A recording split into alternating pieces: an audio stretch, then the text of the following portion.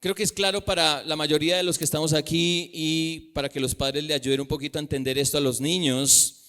Sabemos que todo grupo o toda entidad está representado legalmente por una figura llamada representante legal. ¿Sí le suena esa figura? ¿Lo ha escuchado? Muy bien. Es representante porque gestiona algo, haciéndolo visible. Bien. Y es legal porque esa gestión la hace conforme a la ley. Bien. Para que ese grupo o esa entidad tenga estatus legal en la sociedad, debe tener a ese representante. Bien. Si van a pedirle cuentas a un banco, por ejemplo, pues no van a llamar a todos los empleados del banco, ¿cierto?, a rendir cuentas, sino a quién llaman. Al representante legal, que en muchos casos puede ser el gerente, ¿cierto?, el director ejecutivo. Bien. En todo caso, es alguien que hace acto de presencia para representar al banco. Ahora, me llama mucho la atención que el Dios creador de todas las cosas ha querido ser representado también. Pero esa representación no es individual, es corporativa. Desde el Antiguo Testamento vemos que Dios ha deseado ser representado colectivamente, no por un individuo, sino por un grupo. Y tenemos ejemplos por toda la Biblia. Si nosotros vamos a Génesis, al primer libro, vemos que el Señor creó a Adán y a Eva y les pidió multiplicarse, porque en esa multiplicación se vería la gloria de Dios. Por eso somos nosotros criaturas especiales, no porque lo seamos en sí mismo, sino porque nosotros llevamos la imagen de Dios y por eso debían multiplicarse. Bien. Y si avanzamos en la historia, tenemos a Abraham. Pero a Abraham no representaba a Dios, sino que a Abraham se le dio una promesa de que en él serían benditas todas las familias de la tierra a través de una descendencia que sería la representación de Dios. Y entonces llegamos a Moisés, en donde libera a un pueblo que Dios escoge para que lo represente, el pueblo de Israel. No porque el pueblo fuera especial, no porque tuviera algo en sí mismo que Dios, es que Israel es el mejor pueblo de todas las naciones. No, fue porque Dios lo quiso así, de que Israel lo representara. Y es interesante que a lo largo y en especial del Antiguo Testamento, Israel es llamado hijo de Dios. Todo Israel, todo el pueblo, tiene calificativos como si fuera un individuo, pero es un pueblo, porque es llamado hijo de Dios. Es llamado la esposa de Dios, la niña de sus ojos, su viña, su rebaño. Ahora, es claro que para nosotros los cristianos, el máximo representante de Dios es Jesucristo. Jesucristo. Él vino a mostrar la gloria y la esencia de Dios, pero Cristo, nuestro Señor, no está ahora en cuerpo presente en la tierra. Entonces, ¿quién representa a Dios?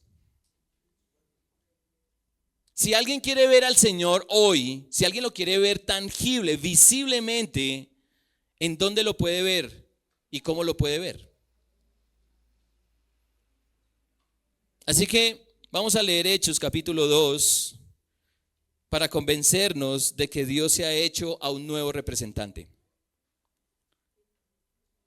Hechos capítulo 2, voy a leer todo el texto, aunque voy a hacer más énfasis en una parte de él, pero quiero leerlo todo para que estemos en contexto. Bien. Hechos capítulo 2, versículos 1 en adelante, dice así la palabra de Dios. Cuando llegó el día de Pentecostés, estaban todos juntos en un mismo lugar. Y de repente vino del cielo un ruido como el de una ráfaga de viento impetuoso que llenó toda la casa donde estaban sentados. Se les aparecieron lenguas como de fuego que, repartiéndose, se posaron sobre cada uno de ellos. Todos fueron llenos del Espíritu Santo y comenzaron a hablar en otras lenguas según el Espíritu les daba habilidad para expresarse. Había judíos que moraban en Jerusalén, hombres piadosos, procedentes de todas las naciones bajo el cielo. Al ocurrir este estruendo, la multitud se juntó y estaban desconcertados porque cada uno les oía hablar de su propia lengua. Estaban asombrados y se maravillaban diciendo: miren, ¿no son galileos todos estos que están hablando? ¿Cómo es que cada uno de nosotros los oímos hablar en nuestra lengua en la que hemos nacido? Partos, medos y elamitas, habitantes de Mesopotamia, Judea y Capadocia, del Ponto y de Asia, de Frigia y de Panfilia, de Egipto y de las regiones de Libia alrededor de Cirene, viajeros de Roma, tanto judíos como prosélitos, creyentes y árabes, los oímos hablar en nuestros propios idiomas de las maravillas de Dios. Todos estaban asombrados y perplejos, diciéndose uno a otros: ¿qué quiere decir esto? Pero otros se burlaban y decían: están borrachos. Entonces Pedro, poniéndose en pie con los 11 apóstoles, alzó la voz y les declaró: hombres de Judea y de todos los que viven en Jerusalén, sea esto de su conocimiento y presten atención en mis palabras, porque estos no están borrachos como ustedes suponen, pues apenas es la hora tercera, sino que esto es lo que fue dicho por medio del profeta Joel. Y sucederá en los últimos días, dice Dios, que derramaré mi espíritu sobre toda carne, y sus hijos y sus hijas profetizarán, sus jóvenes verán visiones, y sus ancianos soñarán sueños, y aún sobre mis siervos y sobre mis siervas derramaré de mi espíritu en esos días, y profetizarán.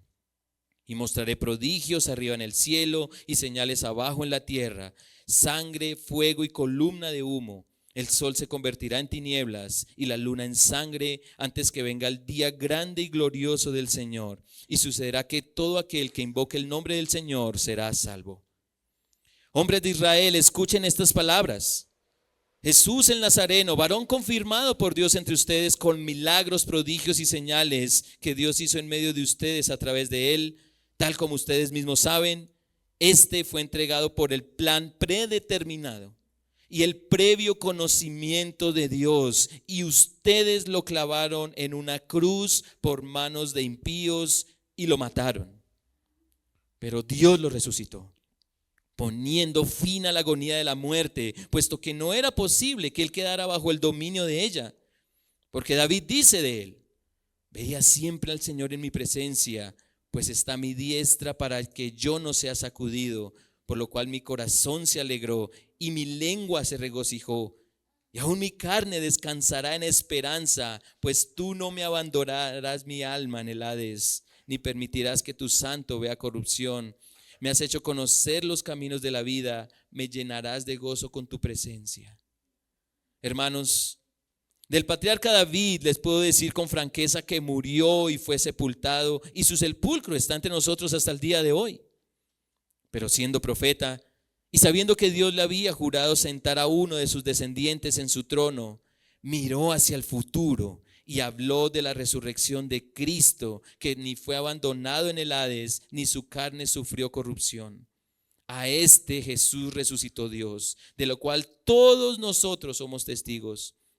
Así que, exaltado a la diestra de Dios y habiendo recibido del Padre la promesa del Espíritu Santo, ha derramado esto que ustedes ven y oyen. Porque David no ascendió a los cielos, pero él mismo dice: dijo el Señor a mi Señor, siéntate a mi diestra hasta que ponga a tus enemigos por estrado de tus pies. Sepa pues con certeza toda la casa de Israel que a este Jesús, a quien ustedes crucificaron, Dios lo ha hecho Señor y Cristo. Y al oír esto, conmovidos profundamente, dijeron a Pedro y a los demás apóstoles: hermanos, ¿qué haremos? Entonces Pedro les dijo: arrepiéntanse y sean bautizados cada uno de ustedes en el nombre de Jesucristo para perdón de sus pecados, y recibirán el don del Espíritu Santo. porque la promesa es para ustedes y para sus hijos y para todos los que están lejos, para tantos como el Señor nuestro Dios llame. Y Pedro, con muchas otras palabras, testificaba solemnemente y les exhortaba diciendo: sean salvos de esta perversa generación. Entonces los que habían recibido su palabra fueron bautizados y se añadieron aquel día como 3,000 almas. Y se dedicaban continuamente a las enseñanzas de los apóstoles, a la comunión, al partimiento del pan y a la oración. Sobrevino temor a toda persona y muchos prodigios y señales se hacían por los apóstoles. Todos los que habían creído estaban juntos y tenían todas las cosas en común. Vendían todas sus propiedades y sus bienes y los compartían con todos según la necesidad de cada uno. Día tras día continuaban unánimes en el templo y partiendo el pan en los hogares, comían juntos con alegría y sencillez de corazón, alabando a Dios y hallando favor con todo el pueblo. Y el Señor añadía cada día al número de ellos los que iban siendo salvos. El Señor bendiga su palabra. Este es el mensaje que quiero compartirles, hermanos, de este texto. Solo los convertidos de Dios lo representan como iglesia. Ese es el mensaje. Solo los convertidos de Dios lo representan como iglesia. Y aquí surgen dos preguntas. ¿Qué significa convertidos? ¿Qué significa convertidos? Y segundo, ¿cómo es que ellos lo representan como iglesia? Así que a la luz de esas dos preguntas, quiero que entendamos ese mensaje, de que solo los convertidos de Dios lo representan como iglesia. Así que respondamos esa primera pregunta. ¿Qué significa convertidos de Dios? ¿Qué significa eso?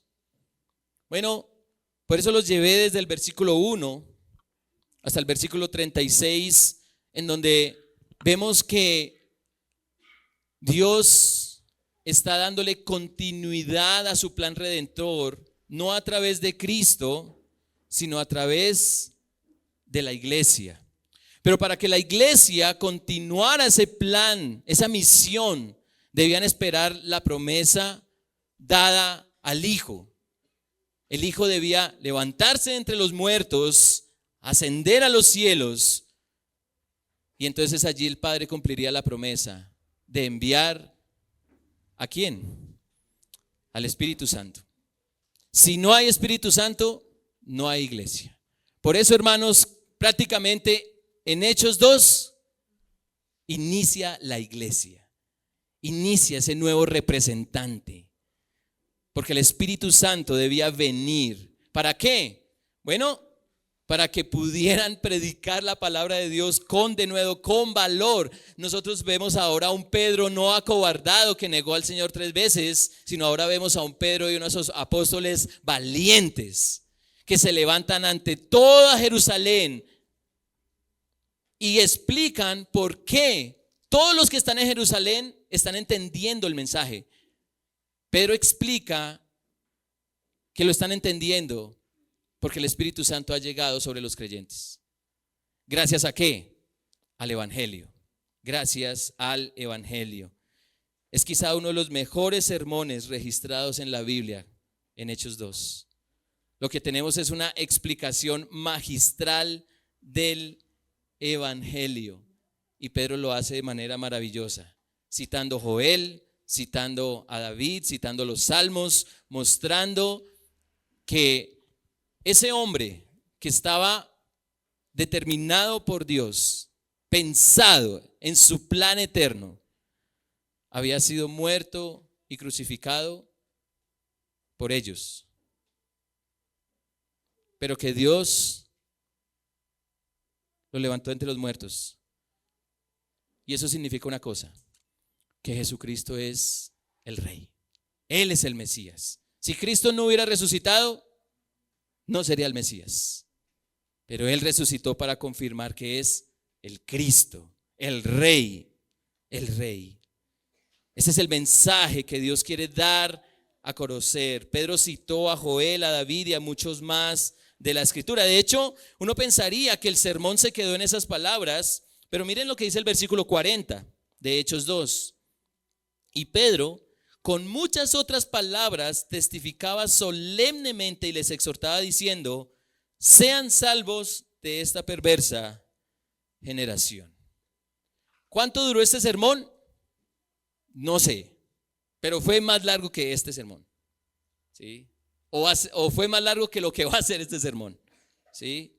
Ahora, ¿qué produce ese mensaje? ¿Qué pasa en la audiencia que escucha ese mensaje? ¿Qué pasa en aquellos que escucharon el evangelio? Porque lo que hizo Pedro fue exponer el evangelio. Él no expuso otro mensaje. Es más, Pedro fue muy cuidadoso en no hacer énfasis en una de las personas de la Trinidad. Él fue un sermón perfecto, impecable, para mostrar que este texto se trata de Cristo y que para entender a Cristo, para creer en Cristo, para ver a Cristo, se necesita al Espíritu Santo. ¿Qué produce ese mensaje? ¿Qué produce? Versículo 37.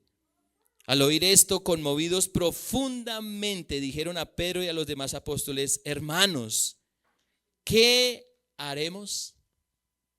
¿Qué haremos? Es una muy buena pregunta.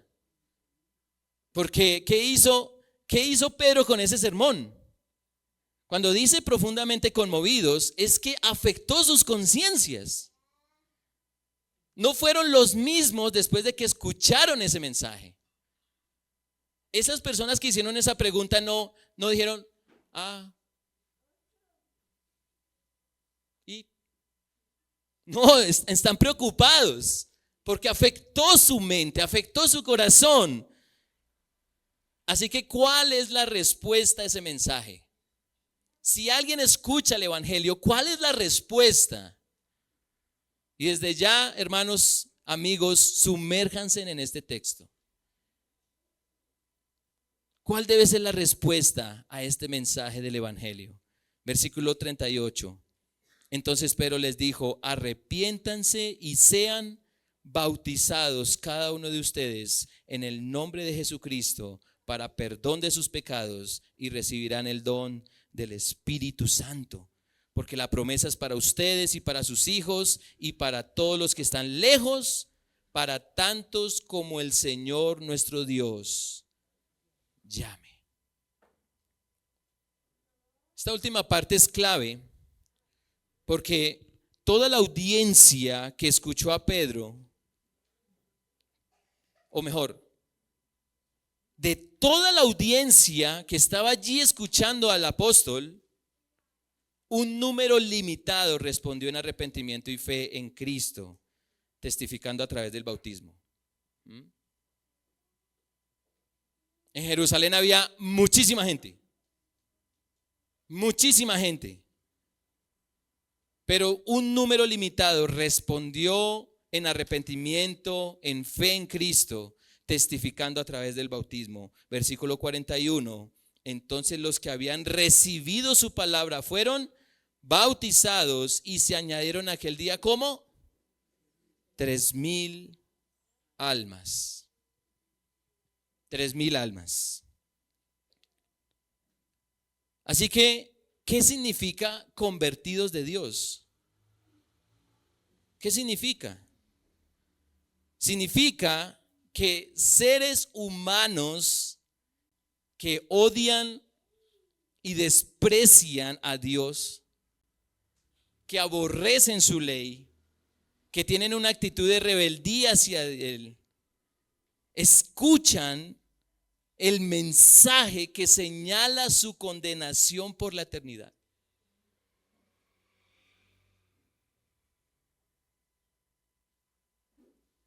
Esos seres humanos que tienen esa actitud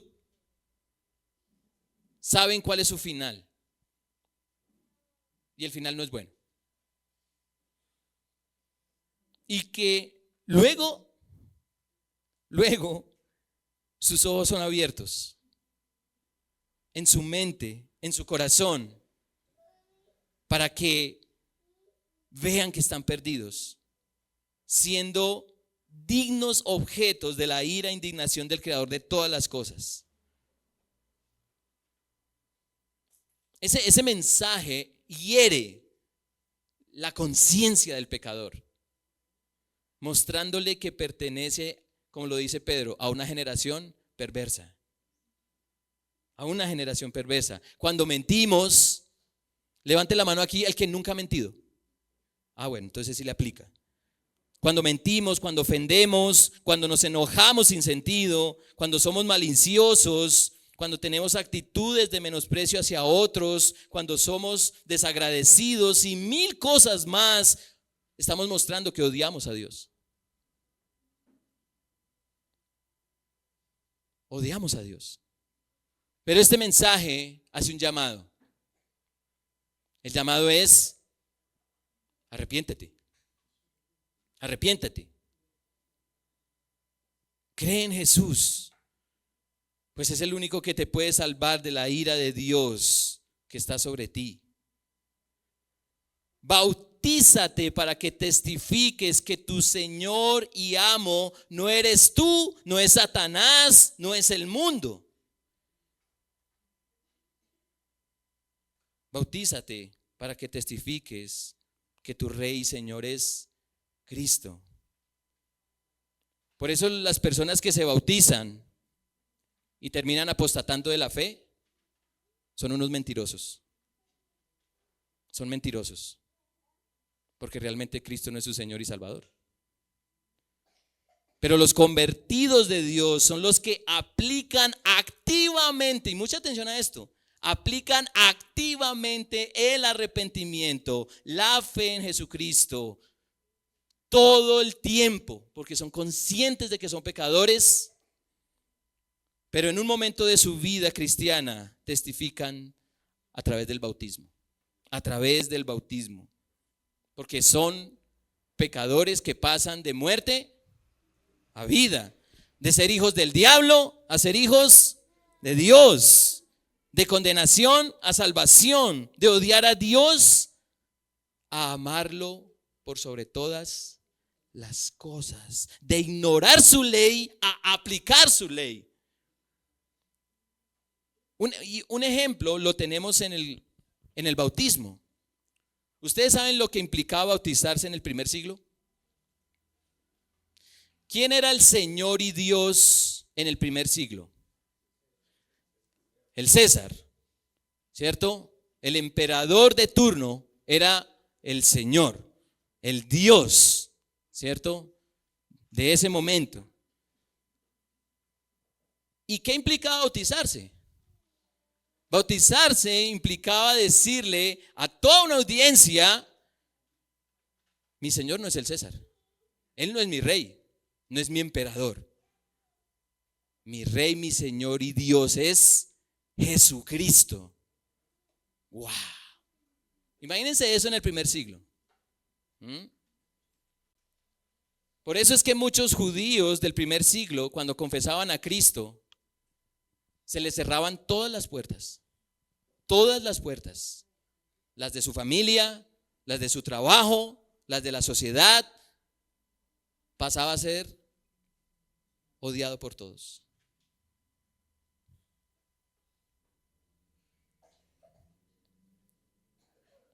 Ahora, los que se bautizaron, según el texto, fueron añadidos ¿a qué? ¿O a quiénes? Bueno, fueron añadidos a los 120 que resultaron del ministerio del Señor. Si leemos Hechos 1, perdón. Solo, o mejor, y quiero que entiendan esto, hermanos y amigos. Miles de personas siguieron al Señor, pero solo quedaron 120. 120. Porque eran verdaderos convertidos de Dios.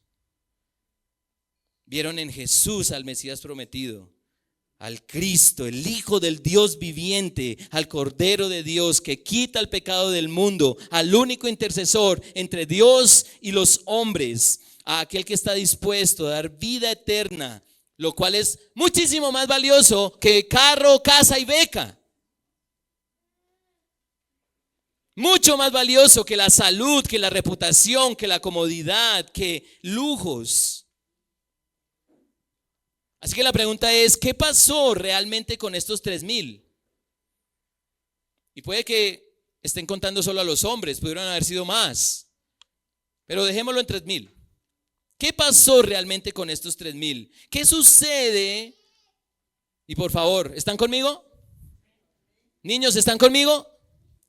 ¿Qué sucede? ¿Qué sucede con alguien que experimenta una verdadera conversión? ¿Qué sucede?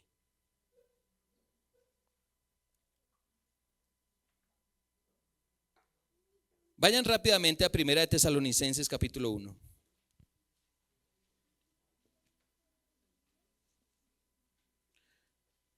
Primera de Tesalonicenses capítulo 1.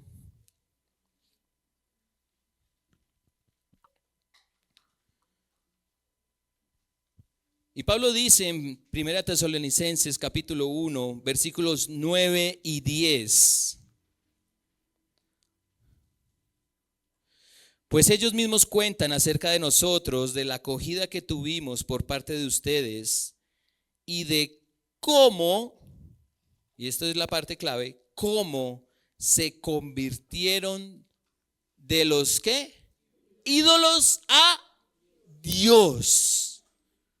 ¿Para qué?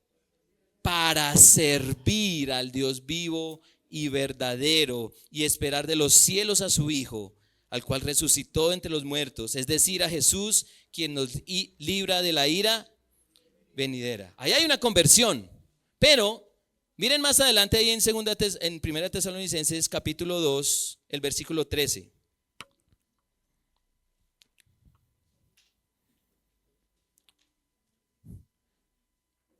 Capítulo 2, versículo 13 de Primera Tesalonicenses. Por esto también nosotros sin cesar damos gracias a Dios de que cuando recibieron la palabra de Dios, eso fue lo que pasó en Jerusalén, sermón de Pedro, ¿sí? Eso pasó también con los hermanos de Tesalónica, de que cuando recibieron la palabra de Dios que oyeron de nosotros, la aceptaron no como la palabra de hombres, sino como lo que realmente es la palabra de Dios, la cual también hace su obra en ¿quiénes? En ustedes los que creen. En ustedes los que creen. ¿Por qué? Porque la palabra de Dios, y me imagino que se sabe la cita, es viva y eficaz y más cortante que toda espada de 2 filos, que penetra hasta lo más profundo, ¿cierto? Hasta partir las coyunturas, los tuétanos, y discierne los pensamientos y las intenciones del corazón. Pregunta, y lo voy a hacer a modo individual. ¿Tú has experimentado la conversión?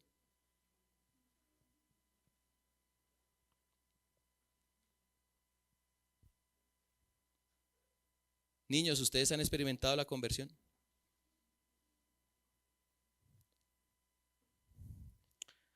Dice Michael Lawrence en su libro La Conversión, y mucha atención a esto, a veces incluso hablamos del arrepentimiento como si fuese una decisión religiosa de año nuevo, verdaderamente meditada. Nunca volveré a perder la paciencia con mis hijos. ¿Ha dicho usted eso el 1 de enero? Nunca, jamás volveré a mirar pornografía.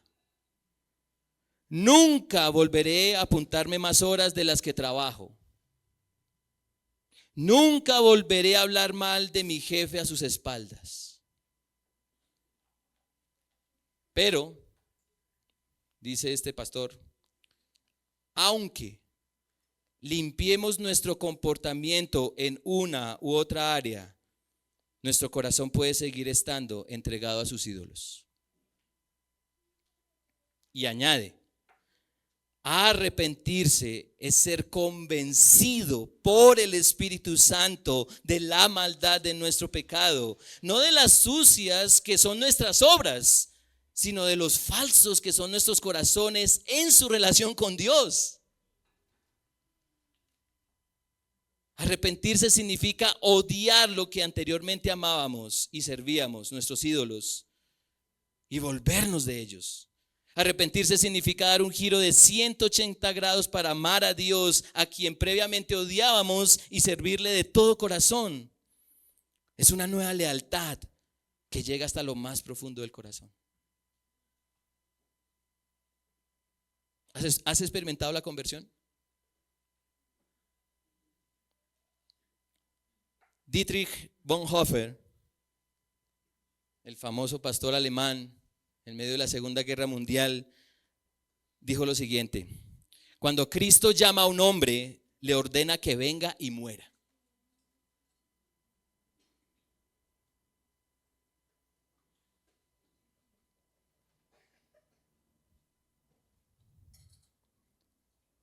La conversión es morir totalmente a nosotros para vivir completamente para Dios, no parcialmente, completamente. Es morir totalmente a nosotros para vivir completamente para Dios. Y permítame, y les voy a ayudar un poco más. De hecho, no yo, sino citando a este autor, al pastor Michael Lawrence. Él dice, ¿cómo reconocemos a un falso convertido? Qué pregunta tan buena, ¿no? ¿Sí? ¿Cómo reconocemos a un falso convertido? ¿Cómo sé si yo no soy ese falso convertido? Generalmente es alguien que, 2 puntos, le entusiasma hablar acerca del cielo, pero le aburren los creyentes y la iglesia local. Piensa que estar en el cielo será maravilloso, independientemente de si Dios está allí o no. Le gusta Jesús, pero no se compromete con el resto del paquete: obedecer, ser santo, ser discípulo, sufrir, y de ahí para adelante, súmele. No conoce la diferencia entre lo que es obedecer motivado por el amor y ser un legalista. Le molestan más los pecados de los demás que los suyos propios. Tiene un concepto pobre de la gracia, al mismo tiempo que tiene un alto concepto de su propio bienestar. ¿Algo de esto nos aplica?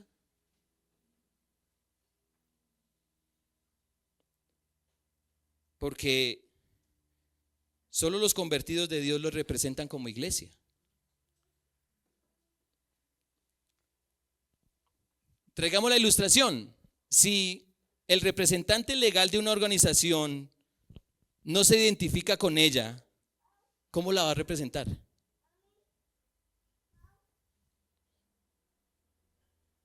Si ese representante legal no se ajusta a las normas, estatutos y prácticas de una identidad, ¿qué va a representar?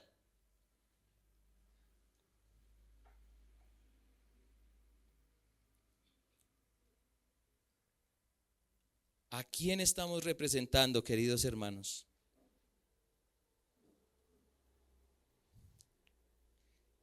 Y lo que dice el texto es que es una representación corporativa, colectiva, grupal. No en vano el término iglesia viene del griego eclesía, que significa asamblea. La iglesia no soy yo, la iglesia no eres tú, no eres tú, no eres tú. La iglesia somos los convertidos de Dios, que por su Espíritu Santo nos ha hecho renacer para amarlo con todo nuestro corazón, toda nuestra alma, toda nuestra mente, todas nuestras fuerzas.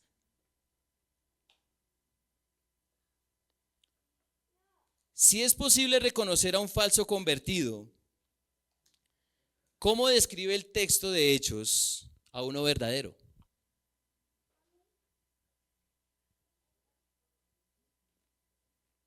Es más, en parte no estoy yo haciendo justicia en este sermón, porque para usted reconocer un billete falso, primero ¿qué? Tiene que conocer el verdadero, ¿cierto? Pero ¿cómo describe el texto a un verdadero convertido? Y esa pregunta la podemos responder a la luz de la siguiente: ¿cómo es que ellos representan a Dios como iglesia?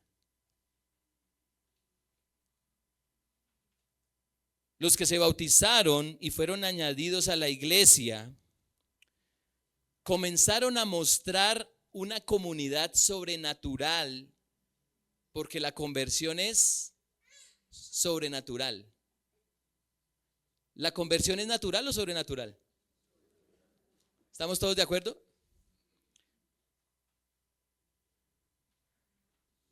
Si la conversión es sobrenatural, esta comunidad comienza a hacer algo sobrenatural. Versículo 42.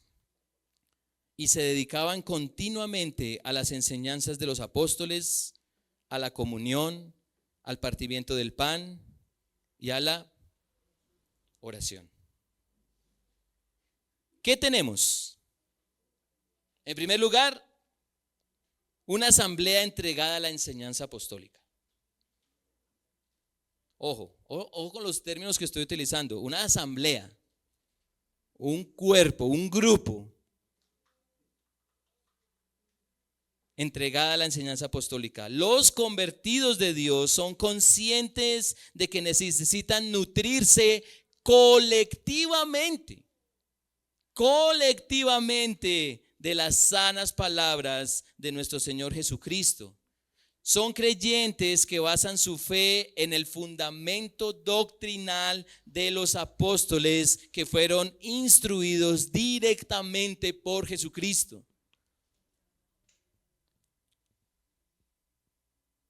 ¿Y por qué están dispuestos a aprender colectivamente? Esta pregunta es importante. ¿Por qué están dispuestos a aprender colectivamente? Porque Dios es representado por un pueblo, no por un individuo. La instrucción que yo necesito es la que tú necesitas. La que tú necesitas. Es la que todos necesitamos para representar a Dios como Él lo ha establecido. Por eso la importancia de reunirnos cada día del Señor juntos. Porque en este momento, esto que está pasando aquí, en este momento, este sermón, todos aquí, todos estamos recibiendo unánimemente la palabra de Dios. Si alguien no vino hoy a aprender con la asamblea, escuche esto, está dando lugar a un desbalance en la representación que Dios demanda. Pastor, tranquilo, yo me adelanto en YouTube, así como cuando uno faltaba a las clases del colegio, ¿no? Yo le hablo al compañero, yo me adelanto. Lo siento, mi hermano y amigo, porque hay más en el texto. Porque en segundo lugar vemos a una asamblea intencionalmente dispuesta a la comunión. ¿Tú puedes tener comunión en YouTube? Si usted tiene comunión en YouTube, explíqueme cómo, porque no sabría cómo sería. La palabra comunión viene del término koinonía, que significa participación o interacción. Y solo puedes interactuar si estás en la asamblea con la asamblea.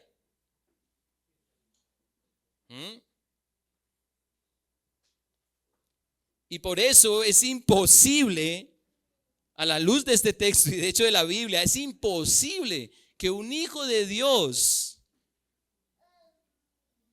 un convertido de Dios, un cristiano, un creyente, tenga comunión con Dios y no la tenga con su pueblo. De hecho, hermanos, escúchenme bien esto. Un cristiano, lo digo entre comillas, que tenga comunión con Dios y no la tenga con su pueblo, eso es antibíblico y es hasta antievangelio. ¿Por qué es antievangelio?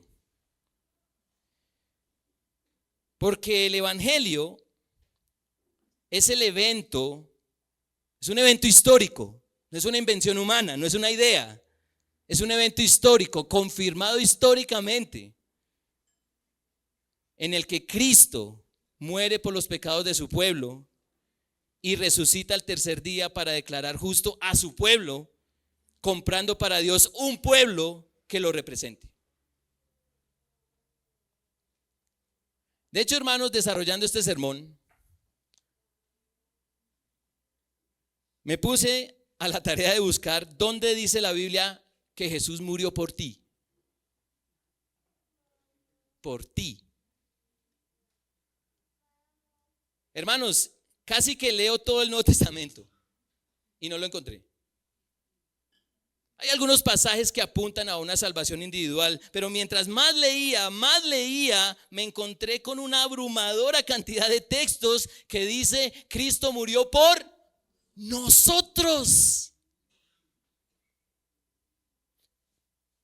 Quiere decir que no soy el único salvo. ¿Dónde están los demás? ¿Dónde están los demás? Bueno, la comunión va a hacer que los identifiquemos. No hay otra manera. En tercer lugar, y esto les va a gustar a muchos, el texto nos muestra que los convertidos de Dios son una asamblea que come.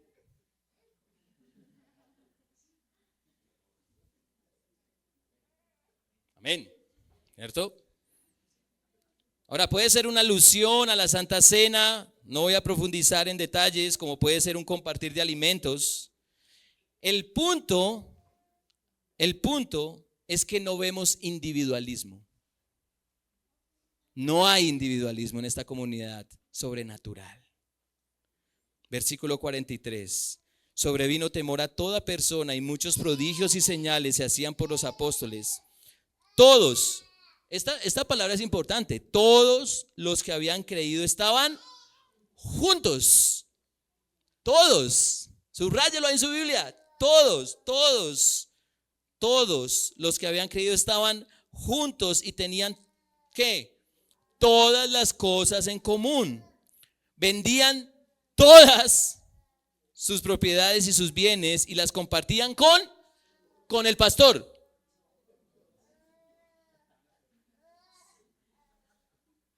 Porque muchos entienden eso ahí. Lo compartían con todos según la necesidad de cada uno. Ojo, según la necesidad, no era equitativo, era según la necesidad. Día tras día continuaban unánimes en el templo y partiendo el pan en los hogares, comían juntos con alegría y sencillez de corazón. No importa el menú, comían con alegría y con sencillez de corazón. ¿Sí? Así fuera chontaduro. ¿Sí? A mí no me gusta el chontaduro. A algunos les encanta. ¿Sí? Sea lo que sea, comían juntos y con sencillez de corazón, alabando a Dios y hallando favor con todo el pueblo. Y el Señor añadía cada día el número de ellos, los que iban siendo salvos. ¿Qué vemos? Vemos cooperación, vemos fraternidad, vemos generosidad, vemos unidad. ¿Cómo es posible todo esto si no estás con la asamblea?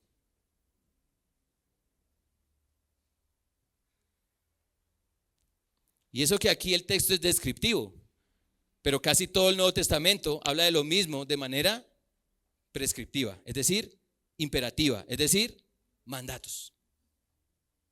¿Cómo vas a cumplir esos mandatos? ¿Cómo vas a cumplir la voluntad de Dios si no estás con la asamblea?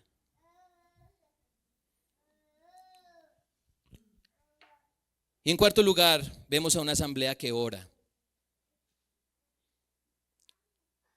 También estuve haciendo, mejor dicho, hermanos, con este sermón casi que leo toda la Biblia. Otra vez. Estoy haciendo la tarea de revisar cuántos textos en la Biblia muestran una oración de carácter individual. Si nos salimos un poco de los salmos, que hay muchos escritos en primera persona, ¿cierto? Individual. Aún con algunos salmos y viendo toda la revelación bíblica, las oraciones que vemos registradas tienen un carácter colectivo, ya sea de quien ora o por el contenido de la oración. ¿Usted ha leído la oración de Daniel en Daniel 9? Vimos en Ezequiel que un justo como Daniel se podría salvar. Pero cuando él ora, él se da cuenta que es pecador, pero no solo él, sino ¿quién? Todo el pueblo. Nosotros hemos pecado contra ti, dice en Daniel. De hecho, aquí en Hechos, valga la redundancia, hay una oración colectiva. Miren ahí en Hechos capítulo 4, y voy finalizando, hermanos, versículos 23 al 31. Hechos 4, 23, cuando quedaron en libertad, eso es Pedro y Juan, fueron a los suyos y les contaron todo lo que los principales sacerdotes y los ancianos les habían dicho.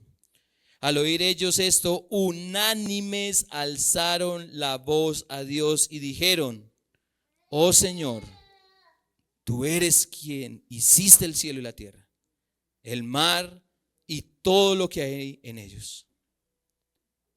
El que por el Espíritu Santo, por boca de nuestro padre David, tu siervo, dijiste: ¿por qué se enfurecieron los gentiles y los pueblos tramaron cosas vanas? Se presentaron los reyes de la tierra y los gobernantes se juntaron a una contra el Señor y contra su Cristo. Porque en verdad en esta ciudad se unieron tanto Herodes como Poncio Pilato junto con los gentiles y los pueblos de Israel contra tu santo siervo Jesús, a quien tú ungiste para hacer cuanto tu mano y tu propósito habían predestinado que sucediera. Ahora, Señor, considera sus amenazas y permite que tus siervos hablen tu palabra con toda confianza. Con toda confianza. Mientras extiendes tu mano para que se hagan curaciones, señales y prodigios mediante el nombre de tu santo siervo Jesús. Después que oraron, ¿qué pasó? El lugar donde estaban reunidos tembló y todos fueron llenos del Espíritu Santo y hablaban la palabra de Dios con valor. ¿Quiénes? Los que estaban reunidos. Los que estaban reunidos. Una oración grupal con efectos grupales. No fue, le dio el Espíritu, o ella fue llena del Espíritu y Jaimito fue lleno del Espíritu y Claudita fue. No, todos. Así que hermanos que oran por nosotros en la mañana, Pastor Miguel, gracias. Gracias porque es un avance de cómo se ve eso hechos tangiblemente. De una comunidad que ora. Y Dios permita que algún día todos los que estamos aquí sentados estemos en ese tiempo de oración. ¿Por qué? Porque definitivamente solo los convertidos de Dios lo representan como iglesia, como comunidad, como asamblea, como pueblo, como una familia. Así que mis hermanos y queridos amigos que nos visitan, todos aquí, concluyo con lo siguiente. Dice Mark Dever y Jamie Dublo en su libro La comunidad atractiva. Miren lo que dice. Cuando los cristianos se reúnen, dice cristianos, lo dice él. Cuando los cristianos se reúnen por un motivo diferente al evangelio, crean una comunidad que bien pudiera existir aun si Dios no existiera. ¿Lo repito? Cuando los cristianos se reúnen por un motivo diferente al evangelio, crean una comunidad que bien pudiera existir aún si Dios no existiera.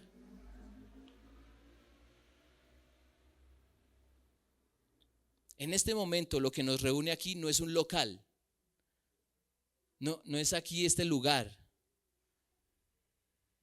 Lo que nos reúne es el evangelio. Guardamos el día del Señor, amamos el día del Señor por el evangelio. Participamos del pueblo, siendo nosotros del pueblo, por el evangelio.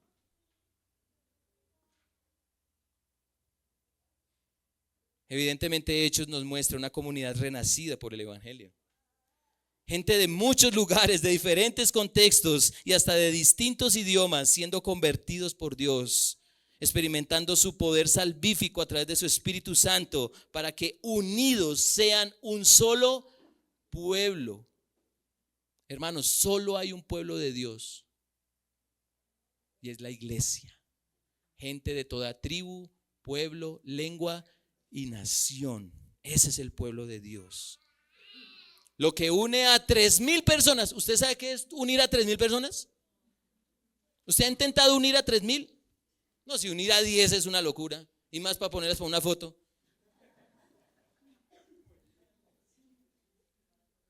Lo que une a 3,000 personas sobrenaturalmente es el poder sobrenatural del Evangelio que aniquila nuestro yo para vivir para Dios con su pueblo. Yo vivo para Dios con su pueblo. De otra manera no puedo vivir para Dios. Todo lo que Dios me demanda es con el pueblo, en el pueblo. Así que las aplicaciones que se desprenden de este texto, hermanos, las aplicaciones son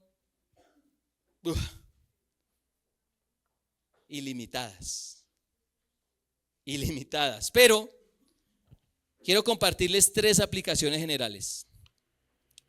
Primero, y esa aplicación la voy a decir individualmente. Primero, evalúa tu conversión a la luz de la Biblia y a la luz de tu participación en el cuerpo de Cristo. Evalúa tu conversión a la luz de la Biblia y a la luz de tu relación con el pueblo de Dios. Si te has arrepentido y has creído en Cristo, te has bautizado. Es lo mínimo. Hermanos, si el bautismo no es como el budismo, usted no necesita la realización espiritual para bautizarse. No, si usted está convencido de que Jesucristo es Señor y Salvador,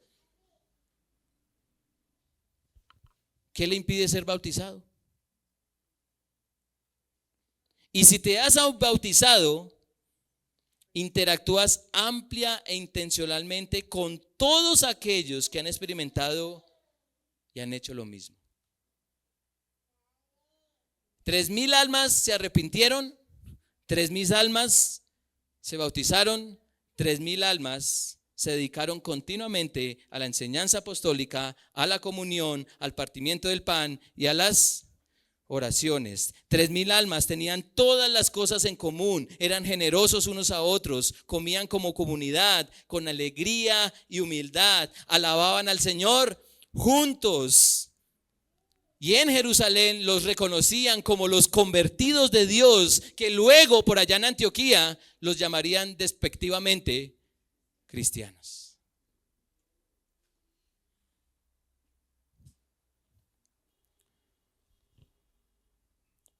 Así que, primero evalúa tu conversión a la luz de la Biblia y a la luz de tu participación en el cuerpo de Cristo. Segundo, evalúa tu relación con Dios a la luz de tu relación con su pueblo. Es una variante de la anterior, pero hay algo aquí adicional. ¿Ustedes saben qué dice 1 de Juan capítulo 4, versículo 20-21? Vamos allá. 1 de Juan, y subráyelo. 1 de Juan capítulo 4, versículos 20 y 21. Así en la versión que tengo, Nueva Biblia de las Américas, dice: si alguien dice, yo amo a Dios, pero aborrece a su hermano, es un mentiroso. Porque el que no ama a su hermano, a quien ha visto, no puede amar a Dios a quien no ha visto. Y este mandamiento tenemos de él. Ojo, es un mandamiento. Si usted se ha preguntado, ¿cuál es la voluntad de Dios para mi vida? Aquí hay una voluntad. Que el que ama a Dios, ame también a su hermano. ¿Y quién es mi hermano? ¿Quién es mi hermano? Si no tengo comunión, ¿quién es mi hermano? En Familia Fiel, un ejemplo de esto, de 1 Juan 4, es cuando un miembro de la iglesia por algún motivo no asiste al culto, pero lo comunica porque le importan sus hermanos. Los ama informando su ausencia para que no se preocupen, o se preocupen para que puedan orar por la ausencia en particular. Así que miembros de Familia Fiel, ¿aman a sus hermanos como aman a Dios? Y tercera aplicación, y perdón que me haya demorado, la representación de Dios ahora, en este momento, es a través de su iglesia universal, la cual se manifiesta bajo la iglesia local. En otras palabras, y diciéndolo al revés, la iglesia local es una representación de la iglesia universal, la cual a su vez representa el reinado de Dios en la tierra. Cada asamblea local es imagen de la universal. En Hechos 2 vemos a la iglesia, ¿en dónde? En Jerusalén, que tiene en su membresía a personas de muchas partes. Pero esa iglesia creció, y creció tanto que de Jerusalén debieron salir muchos hermanos para que hubiese otras congregaciones en Judea, y luego en Samaria, y luego en Asia Menor, y luego en Europa, y luego en Norteamérica, y luego en Sudamérica, llegando hasta Cajicá. Por eso, hermanos, y ustedes lo han escuchado de nosotros los pastores en la Santa Cena, por eso, hermanos, somos muy celosos de certificar la fe de quienes pertenecen aquí. Pues al dar razón de la fe de alguien, estamos asegurando que han experimentado la conversión de Dios, añadiéndolo a su pueblo. Si eso pasó en Jerusalén, ¿por qué habríamos de hacer algo distinto? Hay quienes ven la membresía de la iglesia como si fuera una novedad, como si fuera una iniciativa humana o algún ministerio o algo así, como una invención de hoy. Pero lo que estamos viendo en la escritura es que con la membresía nos acercamos a la verdad de que solo los convertidos de Dios lo representan como iglesia. No cualquiera puede representar a Dios. Y ustedes son testigos de cómo muchos allá afuera dicen representar a Dios como iglesias. ¿Y el mundo qué está diciendo? ¿Qué está diciendo el mundo?